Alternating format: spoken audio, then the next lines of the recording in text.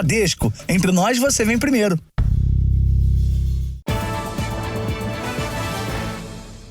Boa noite. Boa noite. Exclusivo. A Justiça de São Paulo tornou réu um pedreiro acusado de abusar sexualmente de pelo menos 4 menores de idade. De acordo com as investigações, ele oferecia serviços de reforma e se aproximava de famílias com crianças e adolescentes. Eu ainda tenho medo das coisas que podem me acontecer. O relato é de um jovem que afirma ter sido abusado sexualmente pelo tio dos 7 aos 13 anos. Ele conta que viu o irmão mais novo também ser molestado. Sempre quando não tinha ninguém, acontecia os atos, sempre dava presente, sempre tendo algo em troca para a gente não ter essa noção de que isso era errado. Eles só teriam se livrado da violência sexual quando fugiram da casa da mãe, irmã do acusado. A família toda ficou contra a gente, inclusive minha mãe é testemunha do caso contra a gente, falando que a gente estava mentindo. Joelson Alves da Silva, de 49 anos, foi preso na semana passada em Ipatinga, interior de Minas Gerais, por um outro caso ocorrido no início deste ano. O pedreiro é acusado de estuprar um menino de 12 anos em Cajamar, na região metropolitana de São Paulo. Ele ameaçou familiares, dizendo que se eventualmente for condenado e preso, quando sair, vai se vingar. Segundo a polícia, geralmente o pedreiro se aproximava de famílias em dificuldades financeiras. Primeiro, conquistava a confiança dos pais, fazia doações, presenteava as crianças e só depois disso começava com os abusos. Joelson trabalhou em diversas cidades do país. A suspeita é que ele tenha feito mais vítimas que não procuraram a polícia. Em 2014, Joelson foi denunciado em Saquarema, no Rio de Janeiro. Tratava meu filho como se fosse filho até dele. Levava para passear, entendeu? Dizia que ia comprar telefone, para dar para meus filhos. Dados do governo federal mostram que de janeiro a junho deste ano, as denúncias de crimes sexuais envolvendo menores subiram quase 36% em comparação ao mesmo período do ano passado. A defesa de Joelson não quis se pronunciar sobre as acusações. No caso dos sobrinhos, a denúncia chegou à justiça 9 anos atrás. Até hoje, o caso não foi julgado. A assessoria de comunicação do Tribunal de Justiça de São Paulo informou que o caso segue em sigilo e não pode se pronunciar sobre o assunto. Se tivesse resolvido lá no começo, não teriam outras vítimas. Esse caso se prolongou tanto que ele teve tempo de fazer novas vítimas. Vem o julgamento, ele seja julgado por tudo que ele fez, fique preso por muitos e muitos anos, né? Veja agora outros destaques do dia. Arthur Lira suspende reuniões para priorizar a votação da reforma tributária. Ministros e políticos prestam homenagem à Sepúlveda Pertence no STF. Venezuela não pode receber novos empréstimos do Brasil enquanto não pagar o que deve. Câmeras de segurança ajudam polícia a identificar criminosos foragidos em São Paulo. Bombeiro morre ao tentar apagar incêndio no 6º dia de protestos na França.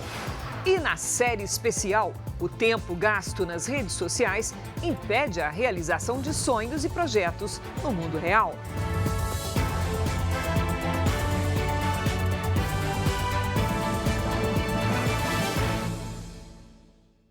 Oferecimento: Bradesco, não anote senhas no seu celular.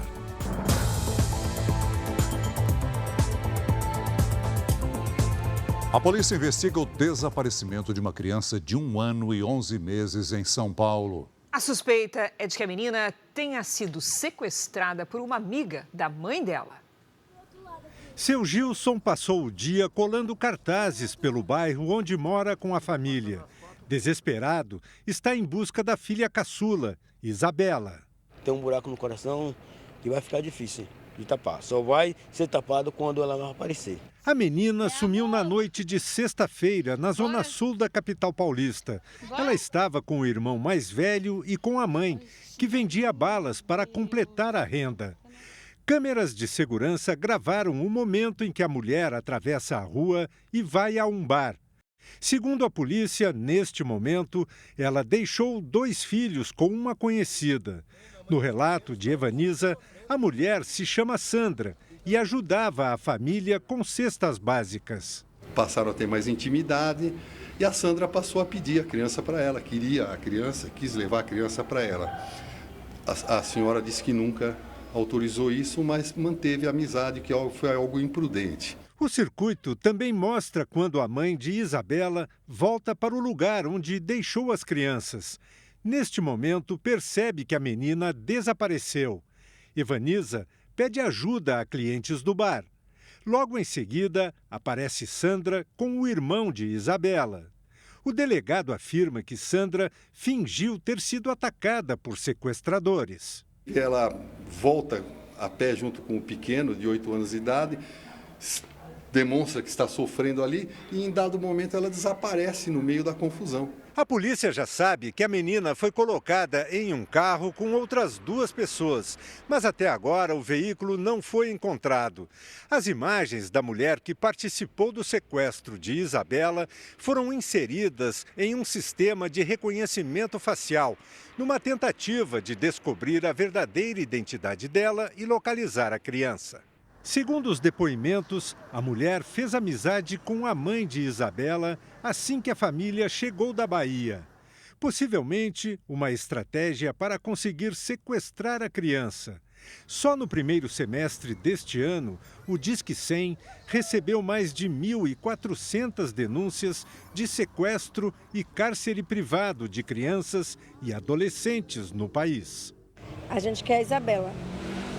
A única coisa que a gente pede, que a Isabela volte para o braço da família. Uma jovem de 19 anos foi presa depois de confessar que matou o patrão na zona oeste do Rio. O corpo do idoso foi encontrado em um reservatório d'água no quintal de casa. Isabela da Silva Oliveira, de 19 anos, é a principal suspeita de assassinar o idoso Lilson Braga, de 66 anos. O corpo dele foi encontrado pelo filho. E após ter procurado aquela casa inteira, sozinho, eu encontrei o meu pai dentro da cisterna.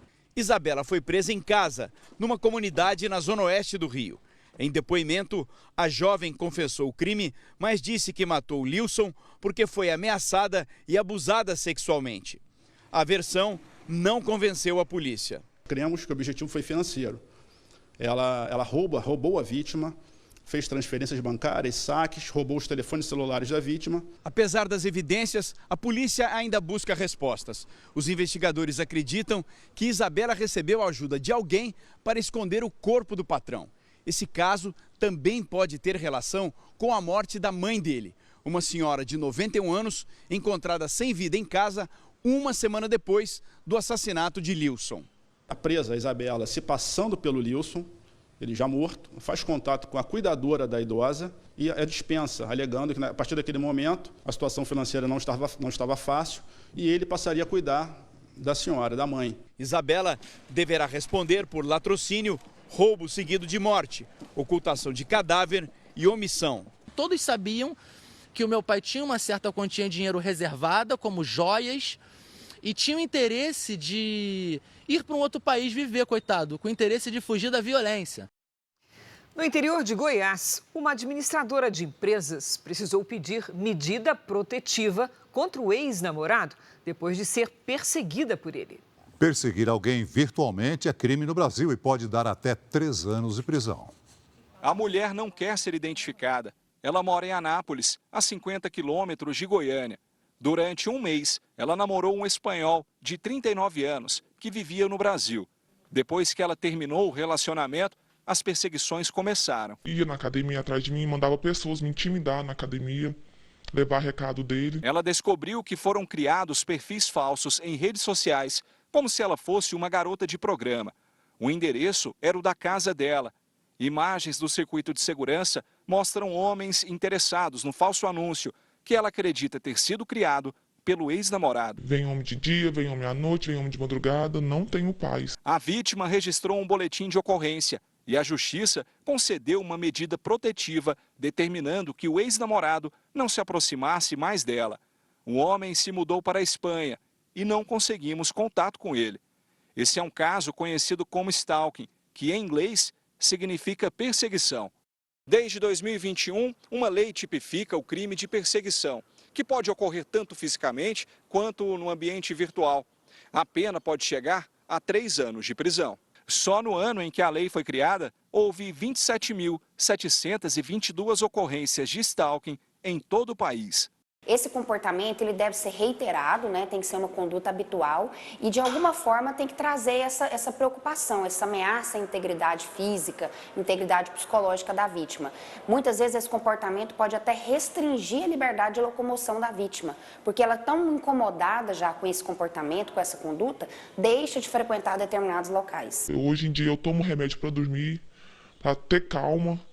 Mas não é fácil, ele não para de jeito nenhum. E ele mesmo fala que não tem medo da polícia, que não tem medo da justiça, porque lá ele não vai preso. 18 pessoas foram detidas na região metropolitana de Salvador por manter pássaros em cativeiro. A polícia militar chegou ao local após uma denúncia anônima. As aves estavam nesta casa na cidade de Lauro de Freitas. O espaço foi alugado para a realização de um torneio de canto de pássaros. Ao menos 10 espécies eram mantidas em cativeiro e participariam das disputas. Olha a condição da ave, como está, altamente debilitada. Nesse tipo de competição, os pássaros que cantam mais alto e por mais tempo vencem. A prática é considerada crime de maus-tratos contra animais. A pena é de 3 meses a 1 ano de prisão, além de multa. Depois de resgatados, os animais são levados ao Centro de Triagem de Animais Silvestres. Muitos chegam bem debilitados ao espaço. Atualmente, mais de 400 aves de diversas espécies estão aqui em tratamento, até terem condições de voltar à natureza. Observar quais são as condições que esses animais estão chegando, se eles têm deficiências nutricionais, se tem problemas de saúde, né? Alguns sinais clínicos que indiquem doenças. Por ano, mais de 50 mil animais silvestres são resgatados no Brasil e entregues a centros como este. De acordo com o IBAMA, 75% são aves. Os 53 pássaros que chegaram na última apreensão da Polícia Ambiental estão em quarentena nesta unidade. Aqui a gente faz justamente a separação para vamos pecar pelo excesso do que pela falta, né? De cuidado sanitário e cuidado de saúde dos indivíduos também, das próprias aves, né? Dos próprios animais. Para combater a violência nas escolas, o governo do Rio de Janeiro lançou um aplicativo com um botão do pânico. A ideia é aumentar a sensação de segurança nas instituições de ensino e combater ataques e agressões. No mesmo dia do lançamento do aplicativo, uma professora agredida por um aluno foi afastada por problemas de saúde. Essa professora tem medo. As marcas no rosto são do chute que ela levou do aluno de 15 anos. A agressão aconteceu durante uma reunião em que a diretora da escola avisou para a mãe do estudante que a matrícula dele estava cancelada. Ele me culpa dele ter sido expulso da escola. Ele não estava compreendendo que, na verdade, ele foi cancelado do sistema por falta. Dias antes da agressão, a professora da rede estadual de ensino conta que recebeu ameaças do aluno e que procurou a polícia. Eu sou apaixonada pela educação, mas eu estou completamente apavorada. Eu não sei sequer se eu quero entrar numa sala de novo. A professora foi afastada por motivos de saúde. Em nota, a Secretaria Estadual de Educação informou que a agressão foi registrada na delegacia. O jovem foi levado para uma instituição onde vai cumprir medida socioeducativa. Para coibir agressões contra professores e impedir ataques em escolas, hoje o governo do Rio lançou um aplicativo para ampliar a segurança nas instituições de ensino públicas e privadas. Alunos e docentes podem baixar o programa, que tem um botão do pânico. Se for acionado, o usuário entra em contato direto com a Polícia Militar. A coordenadora geral do Sindicato dos Profissionais de Educação do Estado diz que aumentaram as denúncias de agressão nas escolas do Rio após o fim das restrições da pandemia. Para ela, o aplicativo auxilia no combate à violência, mas é preciso mais. A escola precisa de servidor, precisa de gente, de carne e osso, em quantidade suficiente e com formação para poder mediar esses conflitos. 4 pessoas foram presas no interior do Rio Grande do Sul suspeitas de aplicar o golpe do bilhete premiado.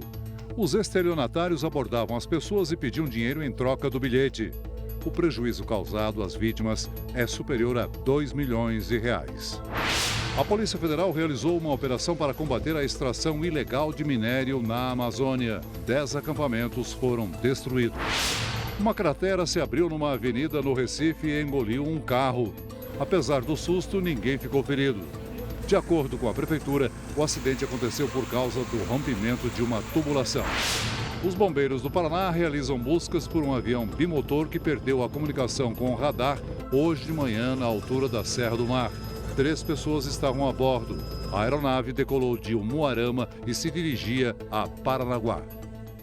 No noticiário internacional, uma operação do Exército de Israel contra o terrorismo na Cisjordânia deixou 8 mortos e mais de 50 feridos. Os militares destruíram centros de comando de células terroristas em Jenin. Centenas de combatentes de grupos extremistas como o Hamas e o Fatah, além de terroristas da Jihad Islâmica, se escondem em um campo de refugiados da cidade. Mais de 300 explosivos foram apreendidos e uma oficina de armas foi destruída. É a maior ofensiva de Israel em Jenin em 20 anos. Durante a operação, militantes palestinos atiraram objetos contra os soldados. Houve tiroteio. E mais de 100 pessoas foram detidas para interrogatório. Em Gaza, palestinos protestaram contra a operação israelense. O presidente da Autoridade Palestina condenou a ação militar e pediu o apoio de líderes internacionais. O primeiro-ministro israelense Benjamin Netanyahu afirmou que a operação contra o terrorismo em Jenin vai continuar pelo tempo que for preciso. Na cidade de Ramallah, houve protestos contra a ação de Israel. Nos confrontos com as forças de segurança, uma pessoa morreu. 3.200 pessoas foram presas nos protestos que começaram na França há uma semana. Um bombeiro morreu durante uma manifestação. Neste fim de semana, mais de 850 pessoas foram detidas nos atos de vandalismo. Os protestos violentos começaram após um adolescente de 17 anos ser morto por um policial durante uma blitz. O policial está preso. Nas manifestações de ontem, um bombeiro morreu ao tentar apagar um incêndio em um estacionamento. É a segunda morte desde o início dos protestos. Na última sexta, um jovem caiu de um telhado. A onda de violência causou prejuízo para o transporte público, equivalente a 104 milhões de reais. A avó do garoto morto pelo policial pediu o fim das manifestações. Ela diz que a morte do neto é usada como pretexto por manifestantes para incendiar veículos, destruir e saquear comércios e escolas. Hoje, em um subúrbio ao sul de Paris, houve uma marcha pacífica em solidariedade a um prefeito que teve a casa atacada no fim de semana. A mulher e um dos filhos dele ficaram feridos. O policiamento segue reforçado em todo o país. A onda de violência preocupa setores da economia como o turismo. Só na capital francesa, 25% das reservas em hotéis foram canceladas em pleno verão europeu. O presidente Emmanuel Macron vai se reunir amanhã com os prefeitos das 220 localidades prejudicadas pelas manifestações. De volta ao Brasil, o presidente Lula pediu hoje aos empresários que façam hora extra para concluir a obra da Ferrovia Oeste-Leste. Ele também assinou hoje a lei que prevê igualdade salarial entre homens e mulheres que cumprem a mesma função. Lula esteve hoje em Ilhéus, na Bahia, para a cerimônia que marca o início das obras num trecho da Ferrovia de Integração Oeste-Leste, a FIOL. O investimento nessa parte da ferrovia é de 20 bilhões de reais. O presidente disse que este mês vai lançar o PAC 3, uma retomada do programa de desenvolvimento com foco em ferrovias, portos e aeroportos. E pediu agilidade aos empresários para poder inaugurar a obra na Bahia ainda durante o mandato. Eu queria pedir aos companheiros empresários que estão nessa empreitada, parem de dizer que vão entregar ela em 2027. Vocês têm que entregar ela antes do dia 31 de dezembro de 2026. Façam um pouco de hora extra. Trabalhe no final de semana, se for necessário, para que a gente possa inaugurar logo. senão a gente corre o risco de uma outra coisa ruim voltar nesse país e ela ficar parada outra vez. O projeto prevê um novo corredor logístico para a mineração e para o agronegócio. No total, são 537 quilômetros de extensão, passando por 19 municípios. Nós vamos consolidando uma infraestrutura importante, não só para o estado da Bahia, mas para todo o centro-oeste do país, para o nordeste e o norte do nosso país, garantindo, portanto, emprego e renda. Lula voltou para Brasília no começo da tarde. Em uma cerimônia, ainda na base aérea, sancionou 3 leis, incluindo a que trata da igualdade salarial entre mulheres e homens que desempenharem as mesmas funções. E essa lei, Cida, eu acho que nós ainda vamos ter problema. Porque o problema não é lei que pega ou lei que não pega. É que a gente pode ter empresário que cumpra e empresário que não cumpra. E nesse governo, o empresário que não cumpra vai ter que enfrentar a legislação brasileira, vai ter que enfrentar a lei. A igualdade é uma necessidade e uma urgência. É com a igualdade que criaremos condições para que todas as pessoas possam estar em todos os espaços onde elas quiserem estar. Nas redes sociais, o presidente Lula prestou homenagens a Norma Haddad. A mãe do ministro da Fazenda, Fernando Haddad, morreu ontem à noite aos 85 anos, vítima de câncer. Toda a agenda do ministro foi cancelada. No final da tarde, Lula embarcou para a Argentina, onde participa amanhã da cúpula do Mercosul. É para lá que o Jornal da Record agora vai ao vivo. Quem acompanha a agenda do presidente Lula na Argentina é a nossa colega Renata Varandas. Olá, Renata, boa noite. Oi, Cris. Boa noite para você, para o Celso e a todos. O presidente Lula chega daqui a pouco, às 9h, aqui em Porto Iguaçu, na Argentina. Lula participa do encontro que vai reunir os presidentes do Mercosul e assume a presidência temporária do bloco nos próximos 6 meses. O principal desafio de Lula é conversar sobre o acordo de livre comércio entre Mercosul e União Europeia, que está travado desde janeiro. O Brasil elabora uma carta para responder às demandas ambientais apresentadas por países europeus. Uma moeda comum para o bloco também deve ser discutida. E hoje a ministra substituta de Relações Exteriores informou que o Brasil não vai liberar crédito à Venezuela enquanto não receber os pagamentos em atraso. A Bolívia, governada pelo ditador Nicolás Maduro, deve ao Brasil 3 bilhões e 500 milhões de reais. A lei brasileira vai estender novas linhas de créditos a países devedores. Cris e Celso, Venezuela. Tá certo, Renata. Venezuela, governada por Nicolás Maduro. Muito obrigada, bom trabalho para você por aí. Foi enterrado hoje o corpo do ministro aposentado do Supremo Tribunal Federal, Sepúlveda Pertence. Familiares e autoridades prestaram homenagens em Brasília. Sepúlveda Pertence morreu ontem, aos 85 anos, de insuficiência respiratória. Ele deixou 3 filhos e 6 netos. Durante o velório, na sede do Supremo Tribunal Federal, o ministro Dias Toffoli se emocionou. Muito que eu sou devo a ele.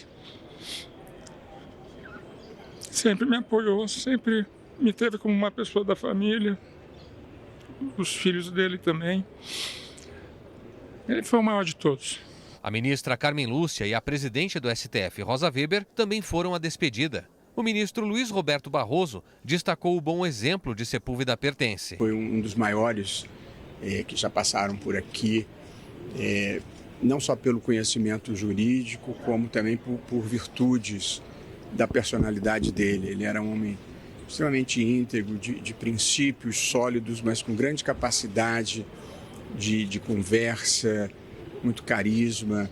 Nascido em Sabará, Minas Gerais, José Paulo Sepúlveda Pertence chegou ao STF em 1989. Nomeado pelo então presidente da República, José Sarney. Passou 18 anos na corte e se aposentou em 2007, 3 meses antes da idade limite para integrar o Supremo, à época 70 anos. Sepúlveda Pertence também foi procurador-geral da República, professor e advogado. Ele foi uma voz decisiva na consolidação de direitos sociais, na eficácia desses direitos, então, inovadores introduzidos pela Constituição. A A chuva não dá trégua para o litoral do Nordeste. No Recife, por exemplo, os alertas emitidos no fim de semana continuam ativos. Vamos conversar com a Lidiane Sayuri. Oi, Lid, boa noite. É normal essa quantidade de chuva nessa época do ano por lá? Nesta época, sim. Cris, boa noite para você. Celso, muito boa noite. Boa noite a todos que nos acompanham. Apesar das imagens de satélite não registrarem as nuvens de chuva sobre o litoral do Nordeste, a região sofre com o aguaceiro. E por que isso não aparece aqui no mapa? Porque essas nuvens estão bem próximas da superfície. Nesta terça-feira, a previsão é de mais chuva entre o litoral do Espírito Santo e o norte do Amazonas, com chance de transtornos. Em todas as áreas claras aqui do mapa, tempo firme, quente e bastante seco. Atenção para o risco de queimadas nas manchas destacadas. Os ventos fortes ajudam a espalhar as chamas, principalmente no centro-oeste. Em Florianópolis, faz até 23 graus nesta terça. No Rio de Janeiro, 25. Em Cuiabá, 34. Em Fortaleza, chuva e sol que esquenta até os 31 graus. Em Rio Branco, 35. Em São Paulo, a semana segue com tempo seco, firme e esquentando um pouquinho mais a cada tarde. Tem chance de neblina logo cedo. Nesta terça, máxima de 31 graus. O primeiro tempo delivery de hoje é para a Lene, que está em Macapá, no Amapá. Vamos lá. Oi, Lene, boa noite. Olha, você está em uma das áreas com previsão de bastante chuva nesta semana. Em alguns momentos, as pancadas podem ser fortes e causar alagamentos. E olha, mesmo com chuva, a temperatura passa dos 30 graus. O Wagner está em Porto, Portugal, né? E quer saber, está tanto calor por lá, que ele quer saber se fica ou se volta para o Brasil. Puxa, que dúvida, não? Vamos lá, Wagner. Olha, se depender da temperatura, Porto não está muito diferente de São Paulo, tá? Nos próximos dias, tempo firme, com mínimas aí entre 13 e 14 graus e máximas acima dos 23. Então, faça como eles, mande também o seu pedido aqui pelas redes sociais com a hashtag Você no JR. Cris, Celso. Valeu, Lid. Até amanhã, Lid. Veja a seguir, torcedores do Palmeiras e do Atlético Paranaense entram em confronto depois de partida do Campeonato Brasileiro em Curitiba. Polícia de São Paulo consegue identificar 70% dos criminosos flagrados por câmeras de segurança. O tempo que os jovens brasileiros perdem nas redes sociais, na internet e o impacto disso na rotina e no futuro dessa geração.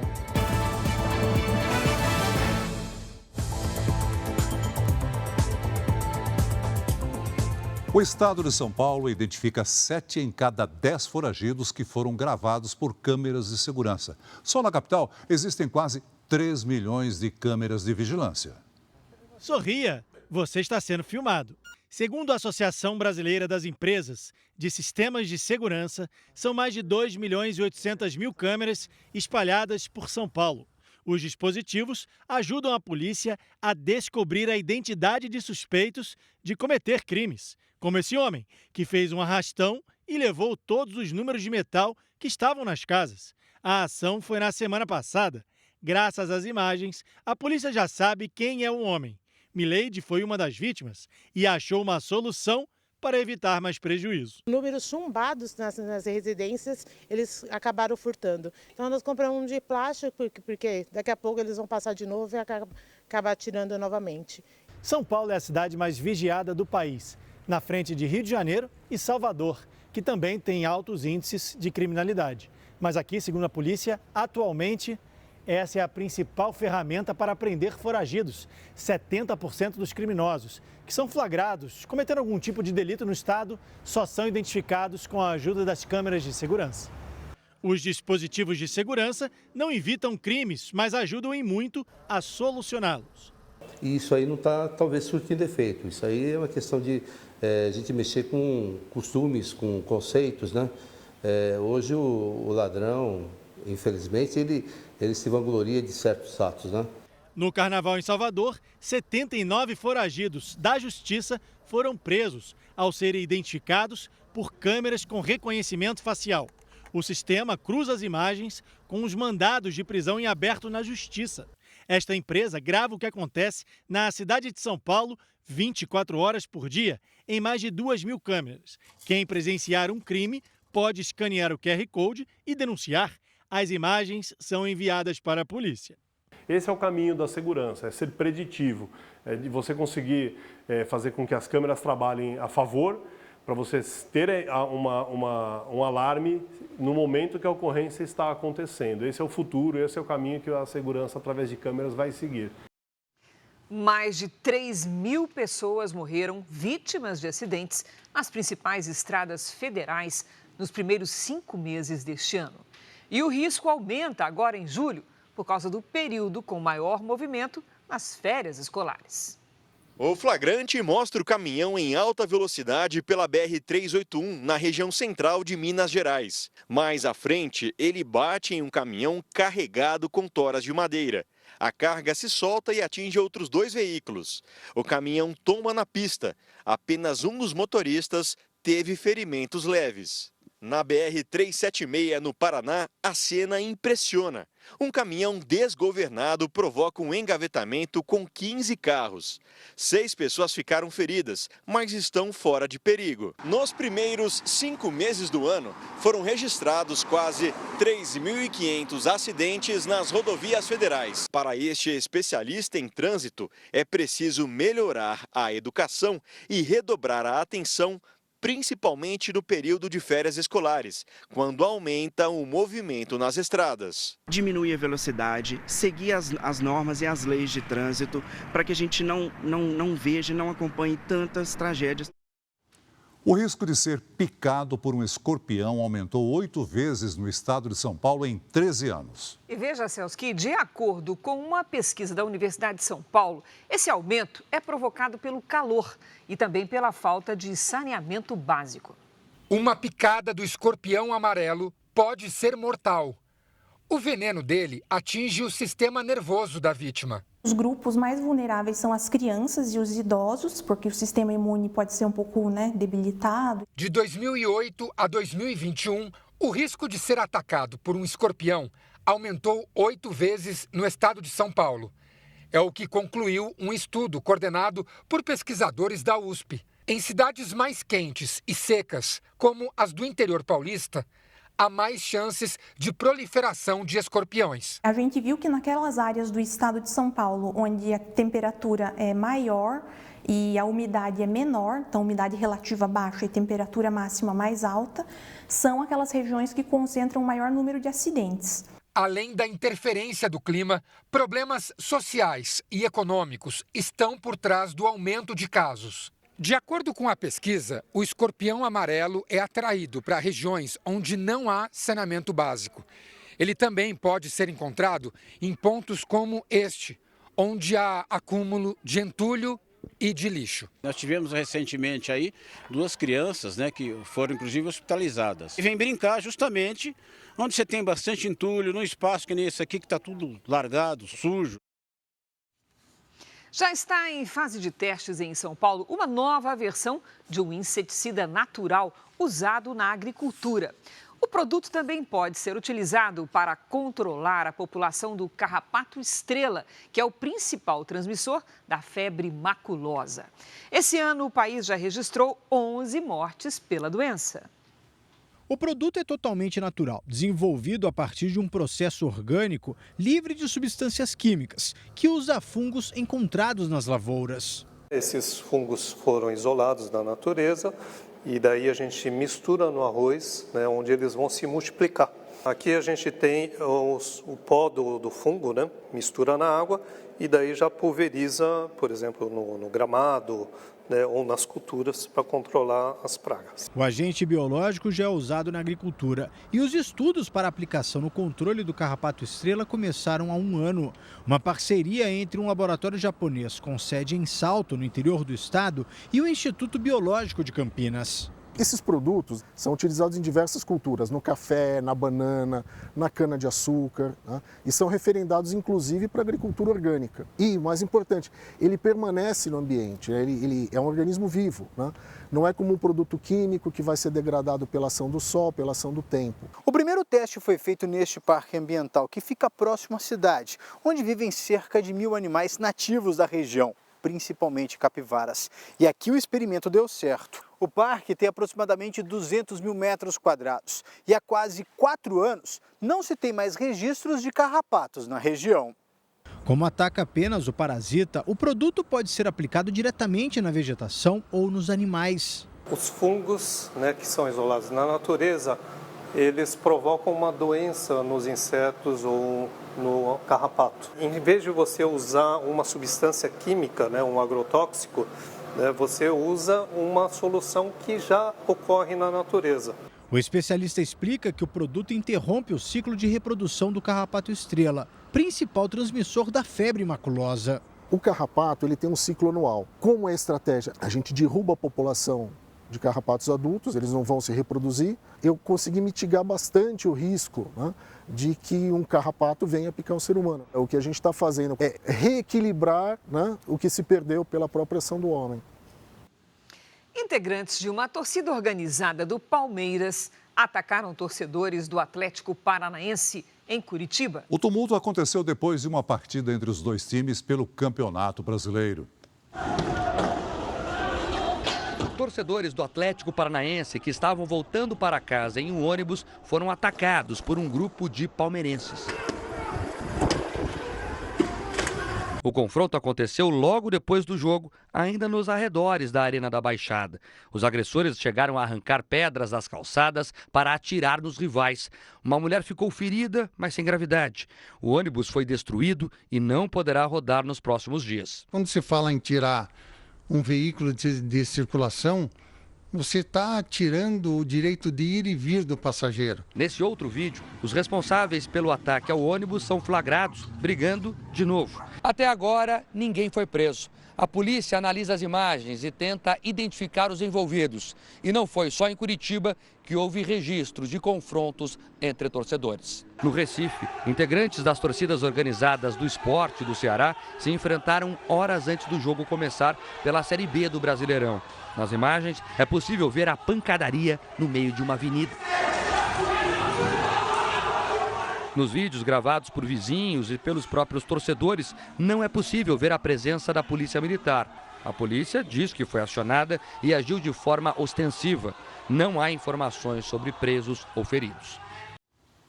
E voltamos a falar agora sobre o desaparecimento da menina Isabela em São Paulo. Segundo a polícia, ela foi encontrada agora há pouco. O repórter Roberto Tomé tem novas informações ao vivo. Tomé? Boa noite, Celso, Cris. Isabela da Silva Nascimento, de 1 ano e 11 meses, foi localizada na cidade de Santo André, a mais de 30 quilômetros de onde foi levada, na zona sul de São Paulo. Segundo a polícia militar, a criança foi encontrada em um comércio, sem ferimentos. Isabela desapareceu na sexta-feira, quando a mãe foi a um bar por alguns minutos e deixou a menina e o irmão com uma mulher. A suspeita teria feito amizade com a família da criança para poder pegá-la. Até agora, ninguém foi preso. Cris, Celso. Obrigado, Tomé. Veja a seguir, depoimento do ex-ajudante de ordens de Bolsonaro é remarcado para terça-feira da semana que vem. Câmara suspende comissões e CPIs para votar pautas econômicas antes do recesso parlamentar. Ajuda na nossa rotina ou simplesmente nos distrai? O tempo que gastamos na internet e nas redes sociais.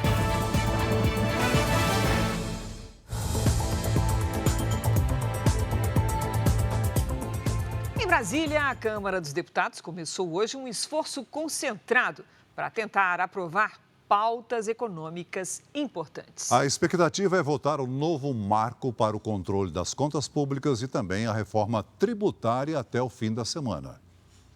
A Câmara dos Deputados suspendeu todas as comissões fixas, CPIs e sessões solenes esta semana. O motivo da corrida contra o tempo é o recesso parlamentar, que começa no dia 17.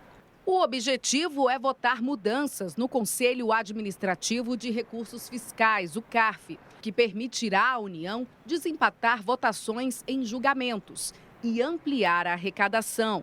O novo arcabouço fiscal, que cria novas regras para controle das contas públicas, também precisa ser analisado pelos deputados, depois de passar por mudanças no Senado. Nos próximos dias, há expectativa de votação da reforma tributária, que promete simplificar a cobrança de impostos no país. Numa rede social, o presidente da Câmara, Arthur Lira, declarou hoje que é chegada a hora de dar um salto para aprovar a legislação tributária que o Brasil merece e que vai acelerar a votação das matérias. Lira também vai exigir que os deputados registrem presença física no plenário para garantir a votação das pautas. Nós queremos trabalhar junto aos líderes da Câmara que a gente possa concluir a votação esta semana. Todo o esforço do governo tem sido no sentido de apoiar essa disposição do presidente da Câmara, do relator do grupo de trabalho, de votarmos esta semana. Entidades e economistas alertam para o risco da reforma tributária aumentar os impostos sobre os produtos da cesta básica, que hoje é isenta de tributação. É que no texto atual, os alimentos passariam a ser taxados com alíquota reduzida.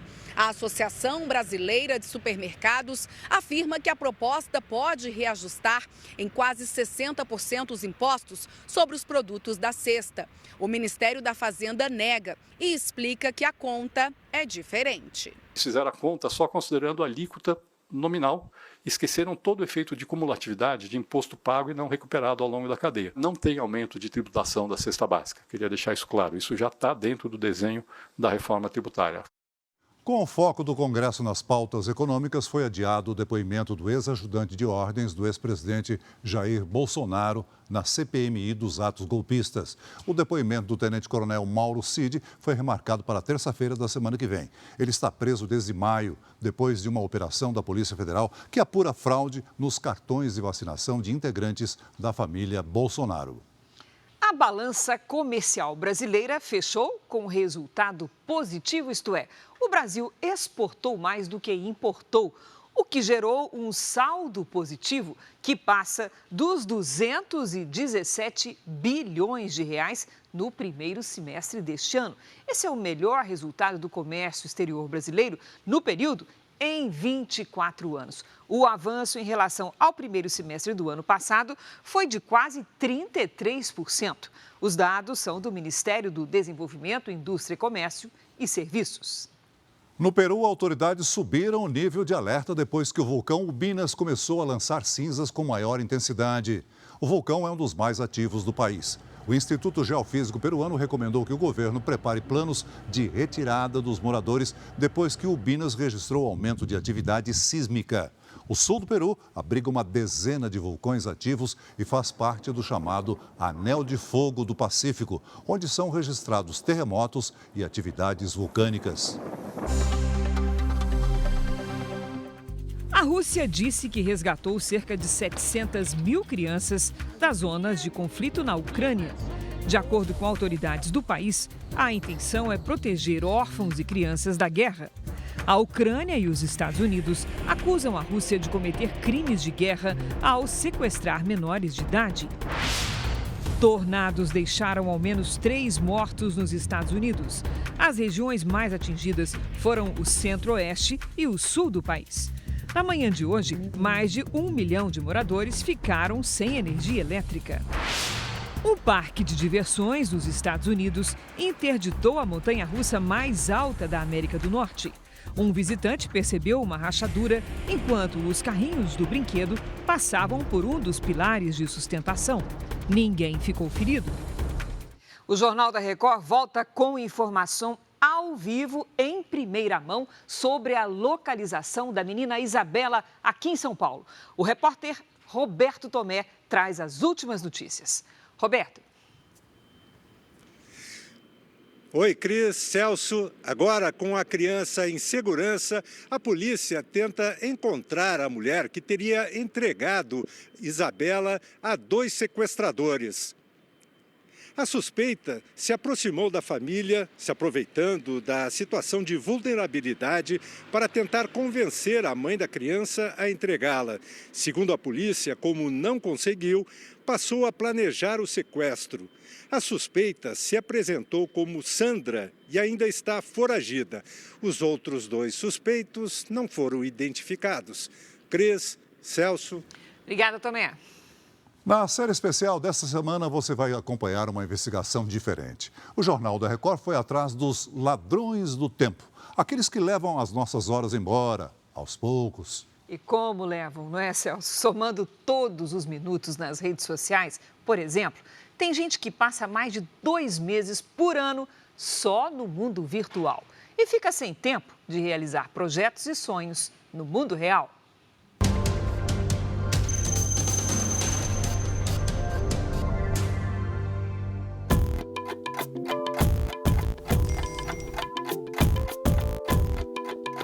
Qualquer barulhinho, ou se ele acende, você já se distrai.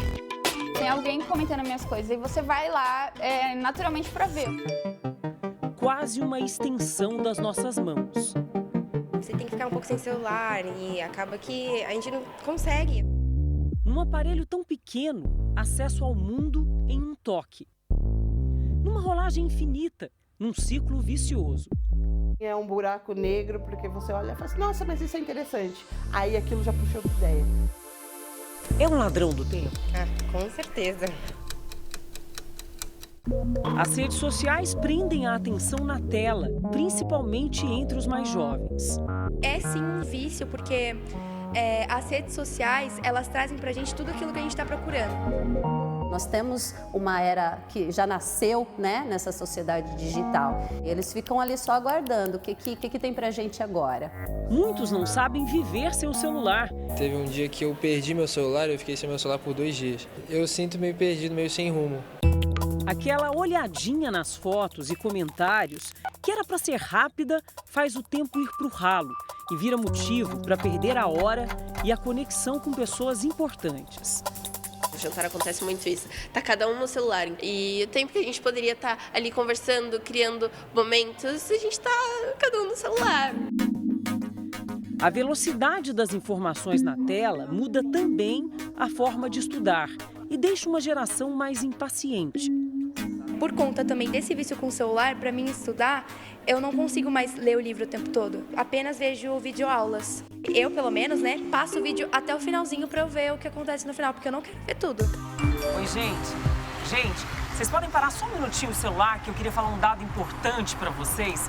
Ontem eu estava lendo uma pesquisa, do Comitê de Gestão da Internet no Brasil. Essa pesquisa mostrou que 93% dos brasileiros com idade entre 9 e 17 anos, como vocês, usam a internet. Não, gente, eu sei, não é novidade, isso veio para ficar, é um caminho sem volta, mas 5 horas por dia, ou mais de 5 horas por dia, vocês não acham que é demais? Espera só um pouco, não terminei, não rola o feed. Na internet, o tempo passa tão depressa que é quase como se viajássemos para outra realidade, para um mundo diferente. No ano passado, os brasileiros gastaram, em média, 5 horas e 2 minutos por dia no celular. São 150 horas por mês, 1.800 horas por ano. Ou seja, quem fica 5 horas por dia na frente do telefone perde 2 meses e meio do ano fazendo isso. Então, como mudar o foco da tela para o professor em sala de aula?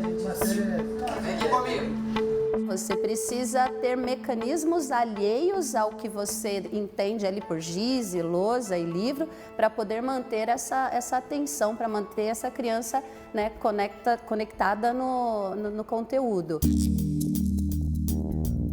Essa neuropsicóloga explica que para o nosso cérebro abrir espaço para aprendizados é preciso foco e tempo para absorver as informações. A gente faz uma coisa de cada vez. E se a gente acelera o tempo, a gente impacta todo o processo. Você impacta as suas atenções, você vai impactar, portanto, a sua memória, você vai impactar a sua aprendizagem e vai impactar as suas relações. Por causa do celular, a arquiteta Rebeca chegou ao ponto de adiar um curso que planejava fazer. Eu trabalhava 8 horas e ficava entre 8 e 10 no celular. Então não tinha hora no dia para eu estudar. Para resgatar a vida real, ela deletou aplicativos e só conseguiu controlar o uso das redes sociais depois de pedir ajuda. Pedi para minha amiga colocar a senha e aí eu não sei a senha. E aí eu tenho um limite diário, eu posso usar até 1 hora por dia. Depois disso, pede a senha, eu não posso mais usar. A professora Eliene vive conectada praticamente o dia inteiro. E à noite, o descanso vira cochilo. Muitas vezes eu acabo mexendo no celular, quando eu vejo é meia-noite, 1 hora, sendo que eu tenho que acordar às 4 da manhã. O celular se tornou um devorador de tempo e de qualidade de vida. Eu poderia estar fazendo muitas outras coisas úteis, por exemplo, ir para a academia, estudar uma outra coisa, até mesmo a pós-graduação que está atrasada, eu poderia estar ali colocando em dia. Não importa a idade, para especialistas é preciso dosar melhor o tempo no mundo virtual e dedicar mais espaço aqui, no mundo real. Na mesa de jantar, antes de dormir, no momento em que estamos em família, conversando, interagindo, assistindo um filme, há momentos em que realmente ele precisa ser desligado. O tempo tem que ser muito valorizado, porque não é sempre que ele vai estar ali, né? Então aquela pessoa pode estar ali do seu lado e depois ela pode não estar mais. De repente você ficar se perguntando por que você não passou mais tempo com ela, por que você não aproveitou o momento que você tinha com ela para ficar nas redes sociais. Essa edição termina aqui e à 00:30 tem mais Jornal da Record. Fique agora com um episódio especial e sem intervalos comerciais da série Reis, a última batalha de Urias. E logo após Jesus tem a grande conquista. Ótima noite para você. Boa noite.